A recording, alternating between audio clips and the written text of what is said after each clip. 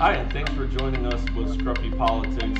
Stimpy here in Detroit, Steve over in the suburbs of Chicago. And we're going to start out talking about this USAID situation and DOGE, the Department of Government Efficiency. So I'll just start off by saying I think that this Office of Government Efficiency, to me, it shouldn't be a Republican or Democrat thing.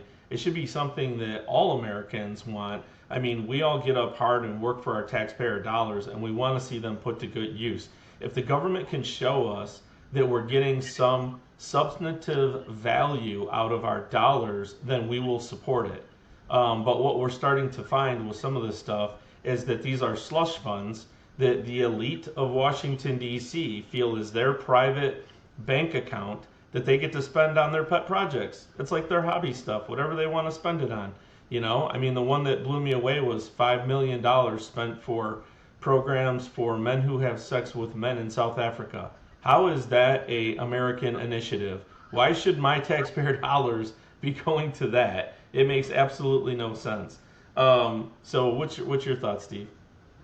I agree with the fact of ending U.S. aid, like USAID, that program, and other nonsense programs that don't benefit America. So while other countries aren't sending aid to us in any way, why are we sending aid to other nations when we could use that here at home or just not spend it at all, reduce the debt?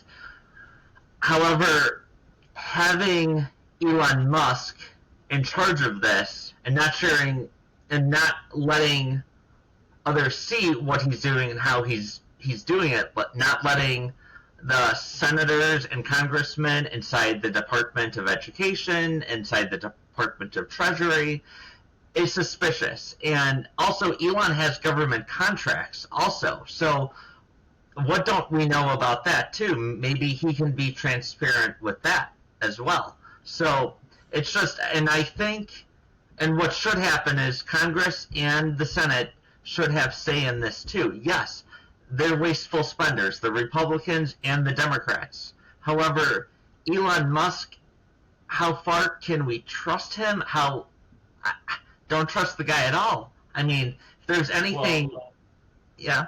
well, keep in mind one thing about Elon Musk. You know, no one had a problem with him when he voted for Joe Biden in 2020. So, I mean, it was pretty recent that he was a Democrat. I mean, just 2020, I mean, he helped Joe Biden get over the edge there. And keep in mind, Elon Musk has had a high level, top level, actually, security clearance because he works on NASA rockets since I, when he started SpaceX. I don't know, when was that? I think since 2010. For like 15 years, he's had top level security access. So it's like, people only recently, because they feel now that he disagrees with their politics, is everyone coming out against Elon. So it's kind of funny how uh, he didn't really then fit in with the Democratic Party. They weren't really a fan of him. So then he's like, oh, okay, then I'll switch and I'll go this way. And, so it just shows that he's an opportunist and he'll go to whoever accepts him for his own benefit. However, I think there needs to be more oversight in what he's doing. Him not letting people into the Treasury Department and the Department of Education is very suspicious. And Now, it's not like he comes out as a guy who's really out there for the common folk, so it is kind of suspicious. I watched the video and I thought it was really unique. I'm not sure what the purpose was of all those Democrats going to the Department of Education, but the security officer that came out said that they had rules for entering the building. And he said one of the rules was you had to have a confirmed appointment with somebody to enter. And what he was telling them was none of you are on the books as having a confirmed appointment. They were just saying, no, we just want to go in here and talk to the Department of Education secretary. And he was like, well, the rules they don't work that way. I mean, it's a federal government building. Now, when January 6th people did that, you see what happened, right? So I think that the Democrats got really upset because they were like, no, the rules don't apply to us. We told the Trumpers that you can't go into the Capitol on January 6th, and they violated that, and we made them criminals, and we put them in jail for a long time. But we get to go wherever we want. You kept hearing them say, I'm a member of Congress. Well, does being a member of Congress allow you to speed or drunk drive and get away with it? So the guy was simply saying, look, we have rules for entering this federal building. I'm a security officer. I'm a federal officer, security officer, and you're not meeting those rules, so we can't just let you in the building. Just because you're a member of Congress doesn't mean you get to skirt the rules. But they just felt like, oh no, we're special. We run this town. We get to do whatever we want. How dare you? How dare you stop me? And what actually was very interesting about it, there was a very interesting comparison to January 6th. Sheila Jackson Lee, she was doing her best to get that guy to push her out of the way because she wanted to be able to claim battery. She wanted to say that this guy assaulted her. She was intimidating him. She threatened to dox him. She basically said, everybody get a photo of this guy, get a good picture of his face. And then she brought up his kids. She said, are your kids going to be proud that you're standing on the wrong side of the history? So I'm like, man, all the people who said Trump incited a riot at January 6th, but you had Sheila Jackson Lee there basically telling this guy, we're getting a clear picture of your face. We'll know who you are. We're going to put all your information out there. And geez, I hope your kids are okay with this. I mean, what more can you do to threaten a guy, for crying out loud?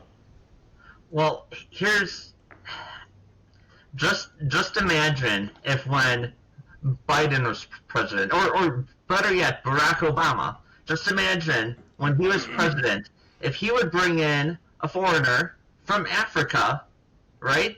How would Republicans feel about that? They would go berserk if Obama did that, and especially if it was a foreigner. But it's okay for this foreigner, Elon Musk, to do it because, God forbid, he's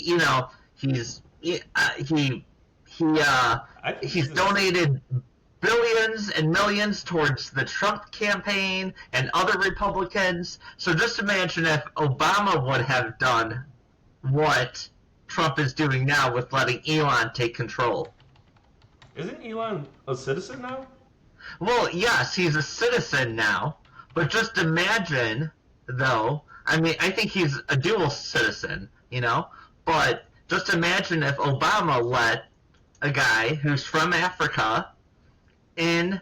I just looked it up. He moved here in 1992. Yes. And he obtained his citizenship in 2002. But just imagine, though, if Obama lets someone do that, and they were citizen, but let's say this citizen was black with an accent. Just imagine what the Republicans would be screaming, So, I mean, unfortunately, this does cause chaos and division again in America. I don't think it's a Republican-Democrat issue. I think it's everyone is spending too much money. Yes, let's be fiscally responsible. Yes, stop all these programs that are benefiting other countries but don't benefit us. But as we talk about this, then, let's look into how much Trump spent in his first term that led us $8 trillion more into debt, from 19.95 million to 27 3/4 million into debt. That should be looked into then. And then with Trump and his personal spending that taxpayers pay for in his first term was 16.1. So yes, they're fiscally conservative, except when it has to come to what Trump is doing. But yes, let's also look into. I think Congress and the Senate should look into Musk's government contracts that he has also, because I'm sure he's getting kickbacks. So that's what I have to say about that. I mean, I don't know. I mean, I just think that. Sorry, I just brought all that in all at once. But just imagine if Barack Obama had someone who was originally a foreigner, who's a dual citizen from Africa. Let's say he was not white and he was black. Republicans at the time would have lost their shit. Why would you care if he was from Africa or he was black? That doesn't bother me. Well, but it does bother a lot of MAGAs, though. No, it does bother a lot of Trump supporters. I'm MAGA. MAGA just means make America great again. Yes, but okay, not every MAGA is racist. But is there a good portion out there now that is and knows that they could definitely spew their hatred now? Yes. How many people do you think are truly white supremacists, racists out there? Like, if you had to put a figure on it, we have roughly 350 million people in this country, right? What percent? Not in my area, I'm talking. Not maybe in the area I live in or the area you live in, but I'm not sure what goes down in the South. I'm not sure. Yes, are there still racists in this country? Yes, and there always will be, no matter who the president is. However, Trump has ignited more of this racism out of people. He's normalized it. He's to the point where, especially when the Republicans now use DEI every sentence. In every sentence they use DEI. I get it. I'm not in favor of DEI or affirmative action. I'm not. But when the Republicans like Marjorie Taylor Greene use it, and the MAGAs, they use it in a different way. And I think we can kind of read into that. Yeah. So, excuse me. Yeah. Not to take the subject from DOGE away to racism, but yeah.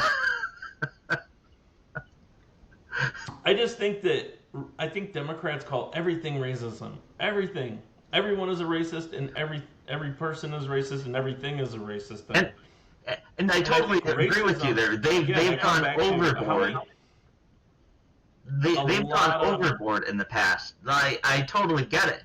So I totally get it. Just like when growing up in just like growing up near Chicago, you saw it in the city with Jesse Jackson, how you could tell, even though he did a lot of great things for black people, he wasn't a fan of white people.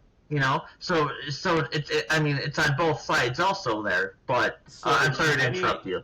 No, I was just going to say this should make it very clear. Many Democrats have called Donald Trump a racist, and many have compared him to Hitler. Now, let me ask you, did Hitler have Jews that worked for him? I don't really know, but I don't think I would compare Donald Trump to Hitler. I mean, I'm pretty sure Hitler wanted all the Jews dead. I mean, racism was he felt they were an inferior form of human being. That's true racism. And he wanted them all dead. He wouldn't have let any single one of them even be his gardener because they were an inferior human being, right? Now, again, let's make that comparison to Donald Trump. How many golf courses and restaurants and hotels does he have? Could he operate all those with purely white people?